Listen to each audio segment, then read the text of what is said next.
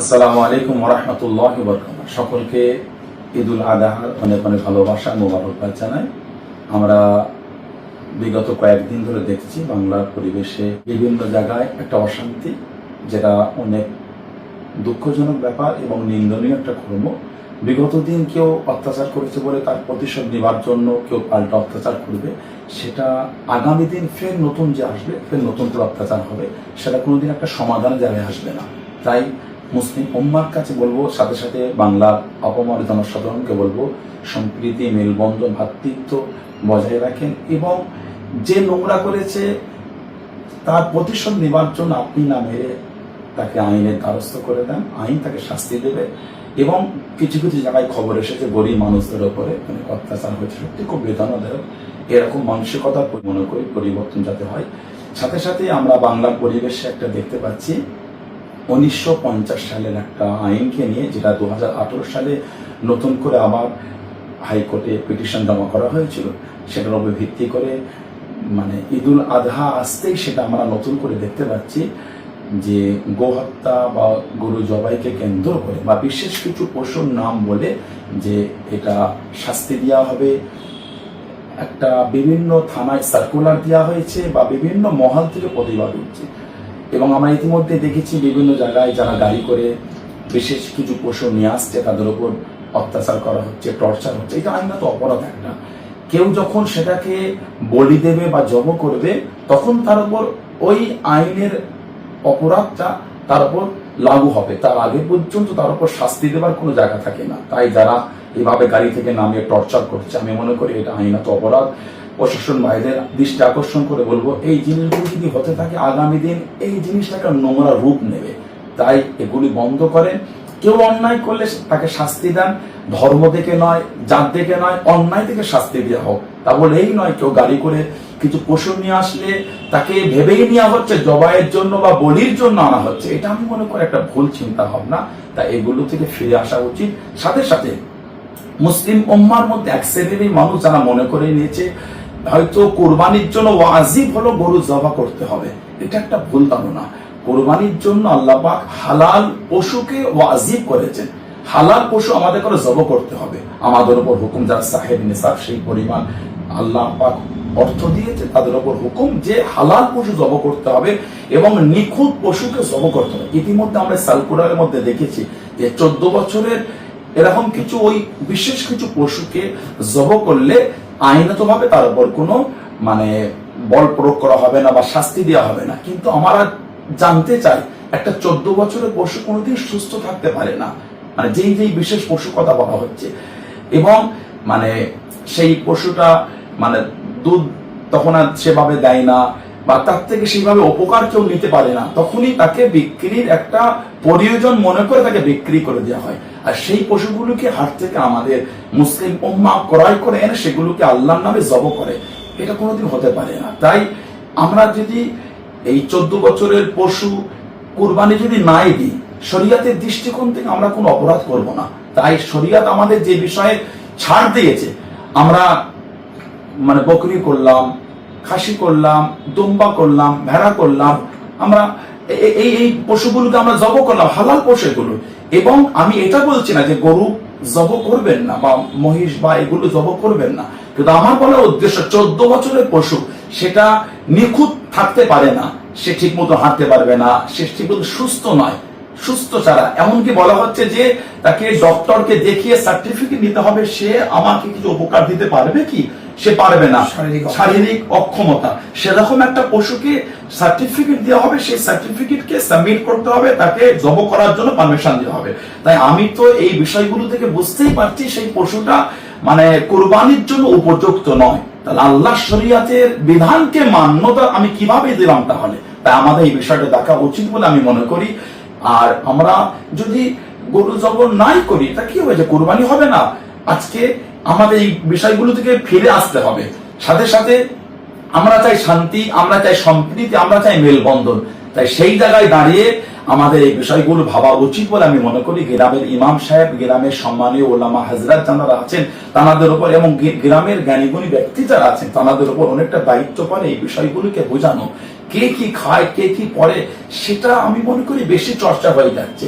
কে না খেয়ে আছে সেটার চর্চা কম হয়ে গেছে। আমাদের উচিত কে কি খায়, কে কি পড়ে, কে কি ভাষায় কথা বলে বা কে কিভাবে চলে সেটার ওপর অতটা জোর না দিয়ে আমি মনে করি কে না খেয়ে আছে এটার দিয়ে জোর আমরা বেশি দিতে পারতাম, তাহলে আমার মনে হয় আমাদের সমাজে, আমাদের সোসাইটির, আমাদের এলাকায়, আমাদের প্রতিবেশীর অসহায় গরিব দুস্থগুলি হয়তো না খেয়ে এত কষ্ট পেত না, হয়তো চিকিৎসা না পেয়ে এত কষ্ট পেত না। তাই আমাদের ওই বিষয়গুলো তো জোর দেওয়া উচিত বলে আমি মনে করছি।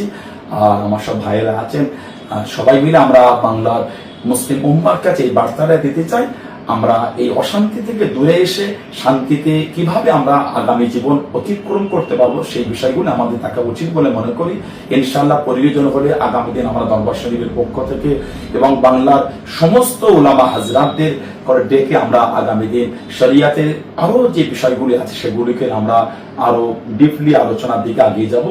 এবং আরেকটা বিষয় যে অনেক জায়গায় অনেকে গরু কিনে ফেলেছেন বা বিগত দিন যেটা হয়েছে গরু কিনেছেন, বাড়ির সবার নাম দিয়েছেন, কিন্তু আমাদের ভাবতে হবে বাড়ির বাচ্চার উপর কোরবানি ওয়াজিব না। আপনার স্ত্রী যদি সেই অর্থের মালিকানা না হয় তার উপর কোরবানি ওয়াজিব না। আপনার দাদু, আপনার দাদি, আপনার নানা, আপনার নানি, আপনার আব্বা, আপনার আম্মা বা আপনার ফ্যামিলির কেউ ইন্তেকাল হয়ে গিয়েছেন, ভাই বোন, তাদের উপর কিন্তু কোরবানি ওয়াজিব না। তাহলে আগে যে আমরা কি করতাম 7টা নাম দিতাম, হ্যাঁ, সেই হিসাবে ভালোবাসায় তাদের সেই দিকে মোস্তাহাব আমল করে আমরা দিতাম ভালোবাসায়, কিন্তু আমার উপর কোরবানি ওয়াজিব, আমার নামটা রাখতে হবে। তা আমি যদি একটা খাসি কিনে, দম্বা কিনে, ভেড়া কিনে যদি কোরবানি দিয়ে দিই, আমার ওয়াজিব যে আল্লাহ হুকুম সেটা কিন্তু আমার আদায় হয়ে গেল। আপনার বাচ্চার নামে যে দিতে হবে সেটা শরীয়তের দৃষ্টিকোণ থেকে এমন কোনো হুকুম নয়। এই বিষয়টা আমি মনে করি দেখা উচিত, কারণ বিভিন্ন মহল থেকে এই বিষয়টা নিয়েও প্রশ্ন আসছে বা বিভিন্ন দিক থেকে মানুষ চিন্তিত হয়ে আছে। তাই এগুলো ভাববেন না, আল্লাহ পাক ইনশাআল্লাহ আমাদের জন্য ভালো কিছুই করবেন। আমাদের ঈমান এই আয়াতের উপরে ইনশাআল্লাহ ভালো কিছু হবে। বাংলা শান্তিতে থাকুক, বাংলা সম্প্রীতি মেলবন্ধন নিয়ে থাকুক এবং বাংলায় কোন সম্প্রদায়কে নোংরা চোখে, নোংরা ভাষায় আক্রমণ না হয়, সেটাও সমস্ত ধর্মের মানুষের দেখা উচিত বলে আমি মনে করি। আশা করি সেই বিষয়টা আগামী দিন বাংলায় হবে না। সকলকে আল্লাহ ভালো রাখেন, সকলকে আল্লাহ সুস্থ রাখেন। আসসালামু আলাইকুম ওয়া রাহমাতুল্লাহি ওয়া বারাকাতুহু। আসসালামু আলাইকুম। ভাই যে এতক্ষণ আলোচনা করলেন আমার ইজারা সানাউল্লাহ ভাই, উনি এটাই বলতে চেয়েছেন যে বাংলায়, পশ্চিমবাংলা এটা একটা শান্তি সম্প্রীতির জায়গা, অতএব এমন কোনো কাজ না হয়। বিভিন্ন মাসলা মাসাইলে উনি এটা বোঝাতে চাইছেন বা বিভিন্ন আলোচনার মাধ্যমে এটাই তুলে ধরলেন উনি। সংক্ষেপে বলি, এখানে শান্তি সম্প্রীতি যাতে নষ্ট না হয়, যেভাবে আমরা চিরজীবন আমাদের পূর্বপুরুষরা শান্তি সম্প্রীতি নিয়ে বসবাস করছে সেরকম ব্যাপারও, যেহেতু এখন শাসক দল উত্থান পতনের একটা ব্যাপার আছে। একসময় অনেকে ছিল, এখন আর একটা দল এসেছে, তারা চালাচ্ছে। নিশ্চয়ই শান্তি সম্প্রীতি বাংলার মানুষ চাই। এখানে বুদ্ধিজীবী বা বিভিন্ন আপনার ঋষি মহারিষি বলেন বা আমাদের মুজাদ্দেদুজ্জামান দাদা হুজুরের মতন একজন এরকম মুজাদ্দিদ রিফর্মার এই বাংলার মাটিতে জন্ম নিয়েছে। অতএব সেইভাবে আমাদের দেখে শুনে সেইভাবে কাজ করতে হবে। আমাদের আইনকে মান্যতা দিতে হবে। ভারতের আইন অবশ্যই আমাদের সম্মান দিতে হবে। কেন এই ভারত, এই বাংলা রবীন্দ্রনাথের জায়গা শান্তির জায়গা। তিনি পরিষ্কার বলছেন, এসো হে আর্য, এসো অনার্য হিন্দু মুসলমান, এসো এসো আজ ইংরাজ তুমি, এসো এসো খ্রিস্টান। এটা রবীন্দ্রনাথ ঠাকুরের ভাষা। অতএব এখানে কোনো জাতকে নিচু করা, কাউকে প্রেশার ক্রিয়েট করে কাউকে অসম্মান করা, বেইজ্জতি করা, এটা কিন্তু রবীন্দ্রনাথের ভাষায় আমরা পাচ্ছি। সেদিকে লক্ষ্য রেখে কাজ করতে হবে। সকলে ভালো থাকুন। আসসালামু আলাইকুম ওয়া রাহমাতুল্লাহি ওয়া বারাকাতুহু। মাশাআল্লাহ, পীরজাদা সানাউল্লাহ সিদ্দিকী ভাই এবং পীরজাদা আম্মার উদ্দিন সিদ্দিকী ভাই যে বার্তা দিয়েছেন, এই বার্তার উপরে আমাদেরকে প্রত্যেকের দিক নির্দেশনা হিসাবে মনে করতে হবে। একটা বিষয় সংক্ষেপ শুধু এটুকুনি আপনাদের কাছে আমি বলতে চাই যে রাজ্যে একটা পরিবর্তন লক্ষ্য করা গিয়েছে। এই পরিবর্তনটা আমাদের মানবিক আচরণের মধ্যে না আসে, মনসত্ব বোধের মধ্যে পরিবর্তন না হয় এবং আমাদের বিগত দিন ভ্রাতৃত্ব, সম্প্রীতি, হৃদ্রতা, মানবিক আচরণে যেভাবে একে অপরের সাথে সুসম্পর্ক রেখে আমরা বসবাস করেছি, সেই বসবাসটাই আমাদের জন্য কাম্য বলে মনে করি। যেহেতু ভারতবর্ষ গণতান্ত্রিক পদ্ধতিতে সাংবিধানের নিরিখে পরিচালিত হয়, আর সেই ভারতবর্ষের একটা রাজ্য পশ্চিমবাংলায় আমরাও কাঁধে কাঁধ মিলিয়ে ভ্রাতৃত্বের মেলবন্ধনে বসবাস করেছি। কোনো একটা বিষয়কে কেন্দ্র করে সেই বিষয়ের উপরে আমরা নিজেদের মধ্যে যেন দূরত্ব তৈরি না হয়ে যায়। আমাদের মানবিক আচরণ বিগত দিন যেভাবে মনসত্ত্ববোধের জায়গায় ছিল, সেই মনসত্ত্ববোধের জায়গায় রেখে আমাদেরকে এগিয়ে যেতে হবে। এবং আরেকটা বিষয় যেটা ভাইরা আলোচনা করেছেন, সামনে যেহেতু কুরবানি, এই কুরবানিকে কেন্দ্র করে বিভিন্ন পশু আমরা জবাহ করে থাকি। তার মধ্যে বিশেষ একটা পশু বা বিশেষ কিছু পশুর বিষয়ে উল্লেখ করা হয়েছে আইনিভাবে। আমরা চাইব আইনত যে স্বীকৃতি দেওয়া হয়েছে, যে পশুগুলোকে উপরে নিষেধাজ্ঞা আনা হয়েছে, আবার সেই নিষেধাজ্ঞার জায়গায় একটা বয়সকে মেনটেন করে, ওই পশুর এজকে মেনটেন করে আবার ওটাকে শিথিলতা করা হয়েছে। এই নিষেধাজ্ঞা, এই শিথিলতার মধ্যে শরীয়তের একটা মাসালা জড়িয়ে আছে, যেটা পীরজাদা সানাউল্লাহ ভাইজান কথা প্রসঙ্গে আলোচনায় রেখেছেন। তো আমাদের এটা মাথায় রাখতে হবে, আমরা কোরবানি অবশ্যই করব, কোরবানি করাটা আমাদের জন্য ওয়াজিব, কিন্তু বিশেষ কিছু পশুকে কেন্দ্র করে যে নিষেধাজ্ঞা এনেছে, সেই বিশেষ কিছু পশুর বিষয়ে আমাদেরকে একটু বিষয়গুলোকে ভাবতে হবে এবং আইনি স্বীকৃতিটাকে আমাদেরকে মাথায় রাখতে হবে। যেহেতু দেশের নাগরিক, আমরা আইনকে মান্যতা দিই। আর একটা বিষয়, যে পশু জাবাহা করার ক্ষেত্রে আমাদের যে শরিয়াতের বিধান, সেই শরিয়াতের বিধানটাকে মান্যতা দিয়ে আমাদের শরিয়াতের বিধানের উপরে আমাদের কুরবানি দিতে হবে। আল্লাহ আমাদের সকলকে কবুল করেন এবং ভ্রাতৃত্ব, মানবতা, সম্প্রীতির সাথে একে অপরের সাথে সুসম্পর্ক রেখে বসবাস করার তৌফিক এনায়েত করেন। আর একটা বিষয়, যে শুধুমাত্র আমরা অনেকেই ভাবছি যে বিশেষ একটা ধর্মীয় মানুষেরাই যে পশুগুলোর উপরে নিষেধাজ্ঞা আনা হয়েছে আইনি ভাবে, সেই বিশেষ ধর্মের মানুষগুলোই হয়তো সেই পশুগুলোকে ভক্ষণ করে, এটা আমরা অনেকে ভাবছি, বা বিশেষ কিছু সম্প্রদায়ের মানুষ এটাও মনে করছে যে আজকে তাদের উপরে নিষেধাজ্ঞা আনা হচ্ছে, এই পশুগুলো তারাই কেবলমাত্র ওই ধর্মের মানুষগুলোই খায়, কিন্তু আদৌ এটা নয়। ভিন্ন ভিন্ন সম্প্রদায়ের মানুষ সেই পশু ভক্ষণ করে।